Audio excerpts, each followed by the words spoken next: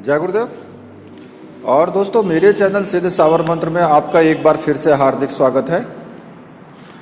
और देखिए, आज का टॉपिक बिल्कुल अलग है, क्योंकि मेरे एक व्यूअर हैं जिन्होंने एक क्वेश्चन किया है।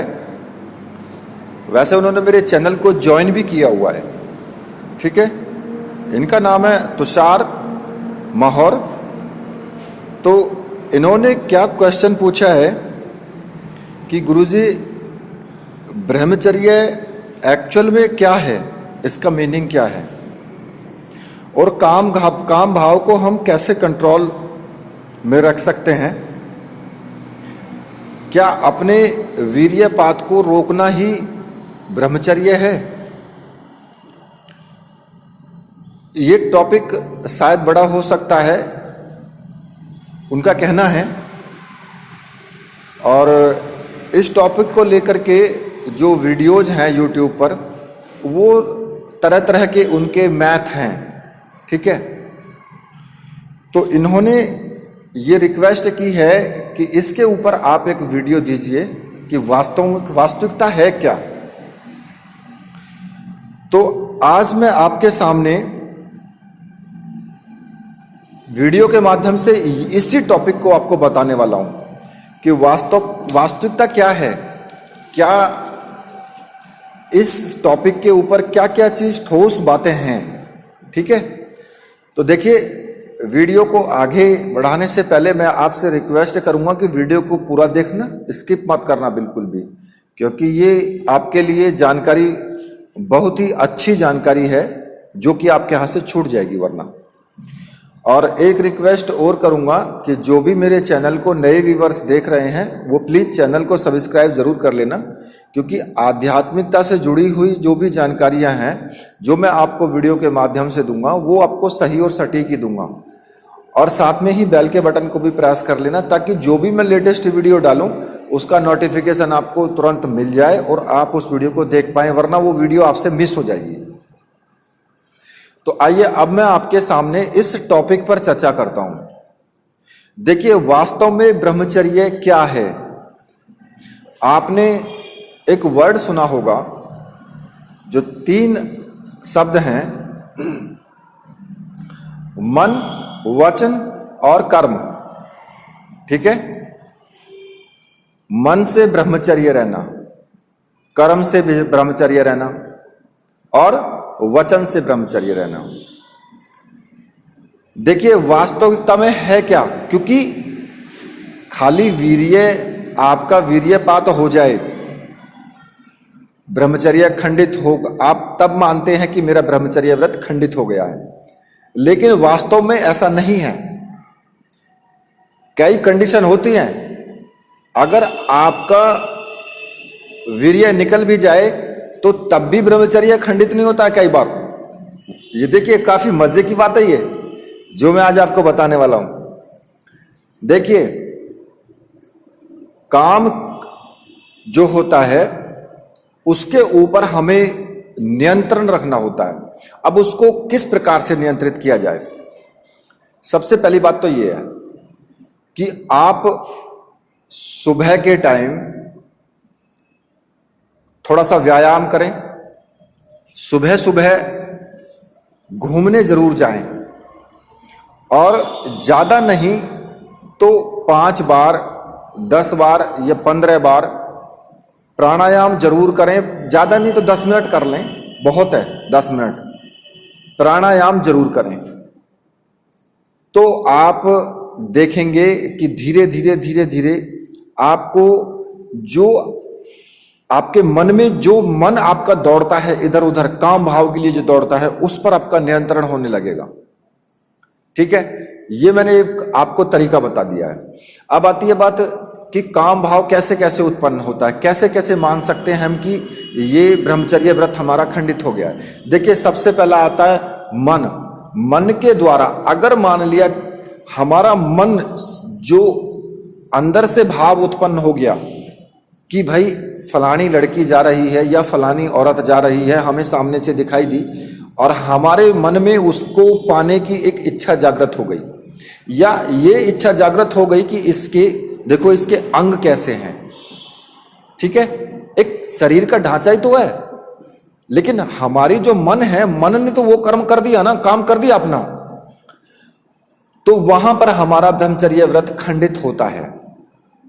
ठीक है, अब आती है बात मन वचन की, कि आप अपने मुख से, अगर आपने किसी के सामने या अपने मुख से किसी को बोल दिया कि भाई यार देखो फलानी लड़की कितनी सुंदर है, इसको, इसके साथ इसका मेरा विवाह हो जाना चाहिए, ऐसा है या वैसा है, जो भी चीजें इसके साथ मैं वासना करना चाहता हूं, संभोग करना चाहता हूं। अगर 4 व्यक्ति बैठे हैं, 4 आपके दोस्त हैं और वो चारों बैठे हुए हैं, तो अगर वो इस तरह की बातें करते हैं तो आपका मन भी विचलित हो जाएगा, क्योंकि आप सुन रहे हो, आप बैठे हो। तो इसीलिए साधना काल में कहा जाता है कि एकांत, जो कहा गया है कि एकांत में वास करें या एकांत में साधना करें, कम बोलें, वो इसीलिए कहा गया है। तो अब बात यह आती है कि आपको इन चीजों से बचना चाहिए। ठीक है, मन हो गया, वचन हो गया, और दूसरा आ गया कर्म। तो कर्म तो आप जानते ही हैं फिर कि भाई हमारा जो कर्म है, अगर हम किसी के साथ में संभोग कर लेते हैं तो फिर निश्चित रूप से वो तो जो हमारा ब्रह्मचर्य व्रत है वो तो टूट ही गया, वो तो खंडित ही हो गया फिर तो। अब इस स्थिति में कुछ लोग मेरे पास कमेंट करते हैं या फिर मुझसे पूछते हैं कि जी अगर हम मंत्र जाप के टाइम अगर हम संभोग कर लें तो। मैंने कहा भाई ये क्वेश्चन कोई पूछने का नहीं है। जब एक बार बोल दिया गया है कि ब्रह्मचर्य व्रत को नहीं तोड़ना है तो वो तो खंडित हो ही जाएगा, फिर इस क्वेश्चन को पूछने का मतलब क्या रहता है, अर्थ क्या रह जाता है इसका। लेकिन फिर भी कुछ लोग पूछते हैं कि क्या हम अपनी पत्नी के साथ तो संभोग कर सकते हैं? नहीं कर सकते, भले ही वो आपकी पत्नी है, लेकिन ब्रह्मचर्य व्रत जब आप कोई साधना करते हैं तो किसी के साथ भी आप संभोग नहीं कर सकते हैं। तो ये आपका कर्म हो गया कि भाई किसी भी प्रकार से संभोग अगर आपने कर लिया तो एक आपने कर्म कर दिया, तो फिर आपका जो ब्रह्मचर्य व्रत है वो खंडित हो ही जाएगा। ठीक है, दूसरा एक सबसे इंपॉर्टेंट चीज आती है आजकल की डेट में कि जो सबसे ज्यादा चल रहा है, आप साधना कर रहे हैं और साधना काल में अगर आप मोबाइल का यूज करते हैं, फेसबुक का यूज करते हैं, तो आपके सामने कहीं ना कहीं ऐसी सीनरी, ऐसे चित्र आ ही जाएंगे कि आपका मन उसको देखते ही विचलित होगा। और जब विचलित होगा तो फिर आपका ब्रह्मचर्य व्रत कहाँ रह गया? क्योंकि शक्ति, जो शक्ति की आप साधना कर रहे हो, जिसकी साधना कर रहे हो, वो शक्ति आपके आसपास ही होती है। आपकी हर मन की जो भी व्यथाएं होती हैं, जो भी क्रियाकलाप होते हैं, उन सबको वो स्टडी करती है, वो उन सबको पढ़ती है, देखती है, समझती है सबको कि आप क्या सोच रहे हैं अब इस वक्त। और उस भावना को, जैसी आप भावना सोचोगे तो वो आपसे उतना ही दूर हटती चली जाएगी। अब मोबाइल हो गया, दूसरा टीवी हो गया। तो साधना काल में आप ये टीवी और मोबाइल का प्रयोग करने से बचें। ठीक है, जिससे कि आपका मन शुद्ध रहे। और साधना काल में जितना ज्यादा से ज्यादा आप धार्मिक चीजों की पुस्तकों को पढ़ेंगे, धार्मिक पुस्तकें पढ़ेंगे, उतना आपके लिए सबसे अच्छा है कि आपका ब्रह्मचर्य व्रत खंडित नहीं होगा। अब बात आती है कि कौन सी पुस्तक पढ़ें। तो भाई आप रामायण पढ़ सकते हैं, ठीक है, और बहुत सारी हैं, शिव संहिता है, या फिर और दूसरे बहुत ग्रंथ हैं, कोई धार्मिक कहानियां हैं, उनको भी आप पढ़ सकते हैं। तो मतलब कि अपने आप को आध्यात्मिक की तरफ बिजी रखिए, जिससे कि वो विचार आपके मन मस्तिष्क में ना आए। ठीक है, तो आपका मन से, वचन से और कर्म से, तीनों चीजों से ब्रह्मचर्य व्रत खंडित होता है। अब इसमें एक टॉपिक और आता है कि अगर हम ठीक है किसी के साथ संभोग भी नहीं करते हैं, लेकिन फिर भी रात में कोई लड़की हमारे पास आती है सपने में और वो हमारे साथ संभोग करती है, या फिर हम उसके साथ संभोग करते हैं और सुबह को देखते हैं कि भाई हमारा नाइटफॉल हो चुका है, वीर्यपात हो चुका है, तो अब ऐसी स्थिति में क्या हमारा ब्रह्मचर्य व्रत खंडित हो गया? या फिर ऐसा भी होता है कुछ लोगों के साथ में कि उन्हें कोई किसी तरह का स्वैपन नहीं आता, लेकिन फिर भी उनका वीर्यपात हो जाता है। क्या उस स्थिति में जो है ब्रह्मचर्य व्रत खंडित हो गया? तो देखिए, मैं आपको इसकी दो कंडीशन है। आप अगर दिन में जो आप सोचते हैं, जो आपके मन में विचार आते हैं, कहीं ना कहीं आप के मन में गलत विचार आए होंगे दिन में, तभी आपके साथ में वो लड़की रात में आती है, संभोग आप उसके साथ करते हैं या वो करती है और आपका वीर्यपात हो जाता है और आपकी साधना खंडित हो जाती है। सबसे बड़ा टॉपिक है ये इसी कारण से होता है, क्योंकि जितनी भी शक्तियां हैं, जिन शक्तियों की तुम साधना करते हो, उनके साथ में योगनियां, यक्षणियां, किन्नरियां या फिर अप्सराएं या फिर दूसरी और जो शक्तियां हैं जो छोटी, जिनको अपरा शक्ति बोलते हैं, वो साथ चलती हैं, वो काम करती हैं। तो उस कंडीशन में वो शक्तियां आकर के, जो अपरा शक्तियां होती हैं, अपरा शक्तियां वो आपका ब्रह्मचर्य व्रत को खंडित कर देती हैं आकर के, क्योंकि आपके मन में सोच गलत थी दिन में। अब दिन में गलत थी तो रात में उन्होंने अपना काम कर दिया, क्योंकि उनका काम ही साधना को खंडित करना है। जैसे कि अप्सराएं साधना को खंडित करती हैं, उसी तरीके से जैसे कि विश्वामित्र जी की साधना को खंडित किया गया था, उसी तरीके से साधना को खंडित करती हैं ये। अब आती है दूसरी कंडीशन कि भाई कोई सपना भी नहीं दिखाई दिया, लेकिन फिर भी वीर्यपात हो गया और हमें पता भी नहीं लगा रात में। तो उस स्थिति में आपका ब्रह्मचर्य व्रत खंडित नहीं होता है। अब क्यों नहीं होता है? क्योंकि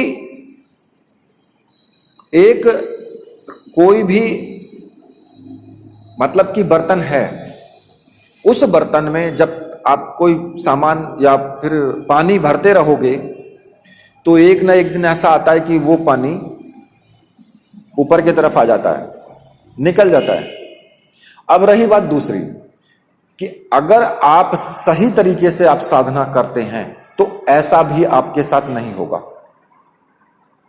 ऐसा भी आपके साथ नहीं होगा अगर आप सही तरीके से साधना करते हो। हालांकि आपका ब्रह्मचर्य व्रत उस स्थिति में वहां पर बच जाएगा, वो खंडित नहीं होगा, लेकिन फिर भी अगर आप सही तरीके से साधना करते हैं तो फिर ऐसा आपके साथ होगा ही नहीं। क्यों नहीं होगा?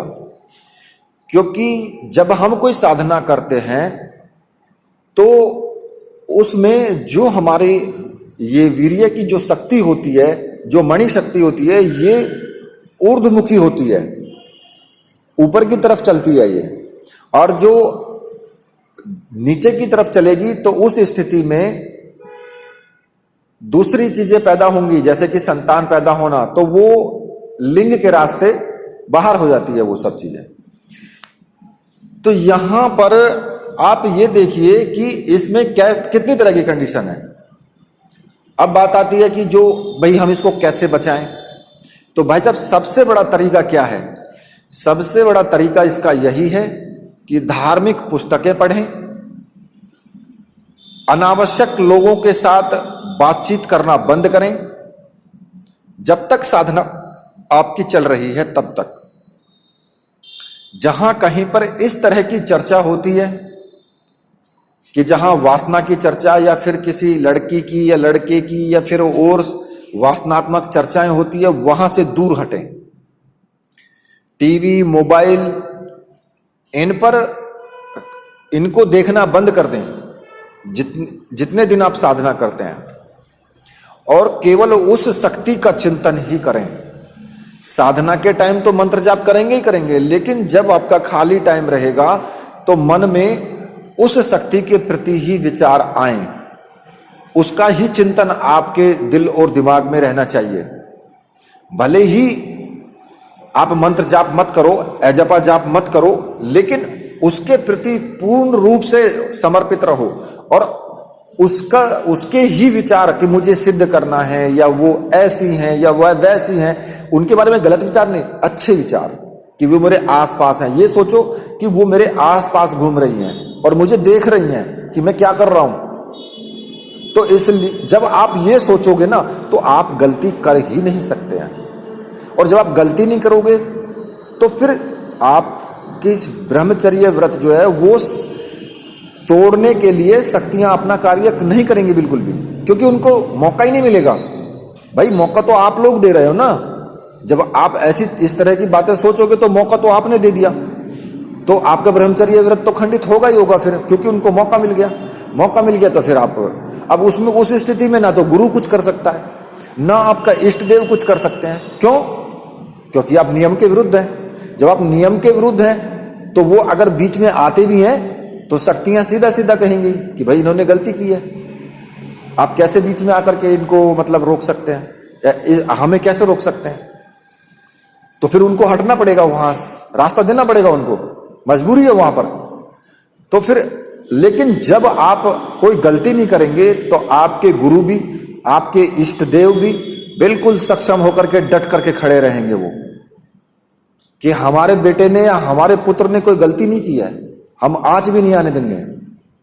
तो उस स्थिति में वो आपके लिए जान लड़ा देते हैं।